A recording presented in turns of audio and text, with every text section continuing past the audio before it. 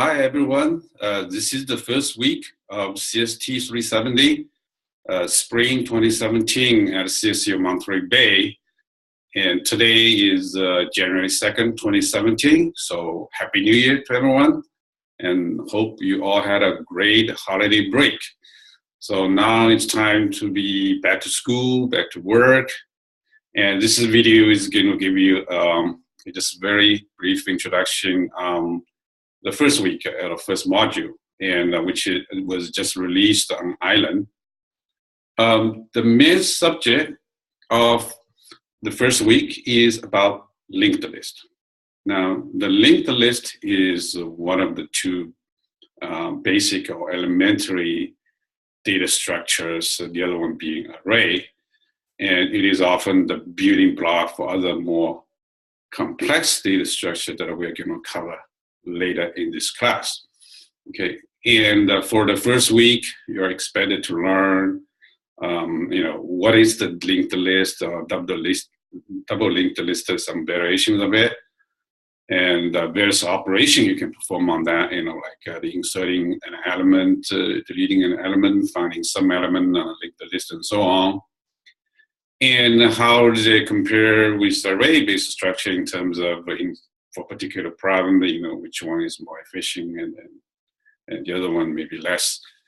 And also this first week will give you some opportunity to brush up on your C++ programming skills through the lab exercises. Okay, and you are also expected to do a first problem solving assignment. It's called a programming assignment. Okay. And for that, I'd like to just add a few things on that. So for the programming assignment, you start with a problem description. What's the problem you want to solve, what's the input, and so on. And the end result is a C++ implementation that will solve the problem automatically with all types of the input, a valid input, of course. And so in between, it is something called algorithm, and which is what is the focus of this class. And so it is a common practice I would strongly encourage you to do in solving any problem before you actually implement it with C++ or any other programming language.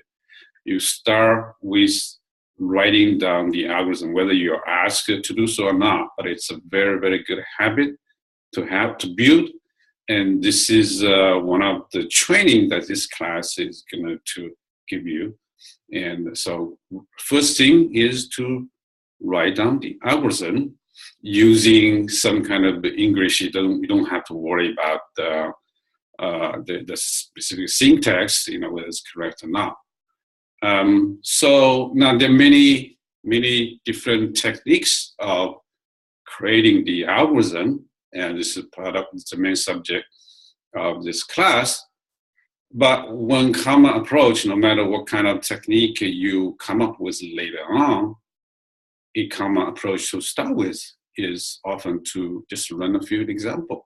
Like in this programming assignment, you will find some example input and what's the expected output. And you can run a few more examples if to just find out what is the commonality of the steps needed.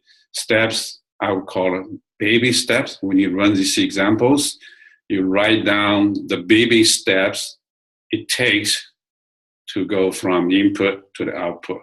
By baby step, for example, I mean, get the basic assignment, assign value to a variable, change the value of a variable, and conditional statement, like if A then B or C, or the loop, if in this case you go back and do that again. So these are corresponding to some programming structure, but you don't have to worry about the syntax. This can be written in plain English. Okay, and then from there you will generalize it and find some common way, given this input, this is the set of steps it will take to process the input and generate the result. So that's your algorithm. Now with that algorithm, then it should be pretty straightforward in most cases to implement in C++ or any other language you may use in the future. Okay, so that's really about the first week, and the videos are really good at explaining the details of the data structure with many examples. If you're not familiar with the subject, or if you learned this subject quite some time ago, you're strongly recommended to go through the video in details before starting the assignment and so on.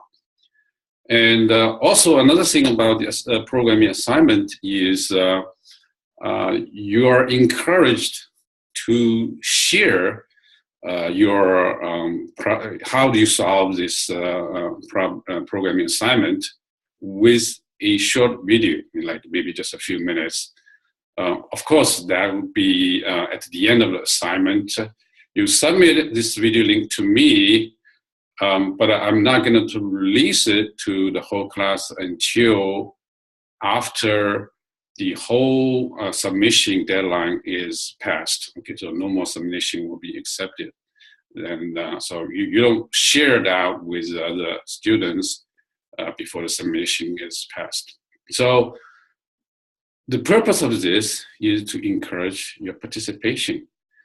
As mentioned in the orientation video, one of the learning method is by sharing what you learned and your knowledge with others. It's called teaching, and it is an important part of the learning experiences, and it will definitely enhance your learning based on my experience.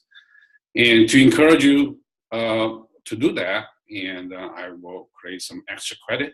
You will receive like 10% of your total score if your total score is 100 points on the assignment, the programming assignment only, and you will get a 10 extra points for the extra credit for that. Okay, so and of course, if you have any question on that, any comments, any suggestion for alternative method of participating in the classes, feel free to let me know, and I'm quite open for that.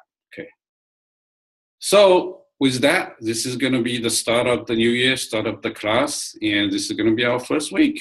And feel free to reach out to me and other students if you have any questions. And I'll have office hours. I'll be checking forums, online every day, of course, and most of the time in the evening as well. So, okay, and good luck.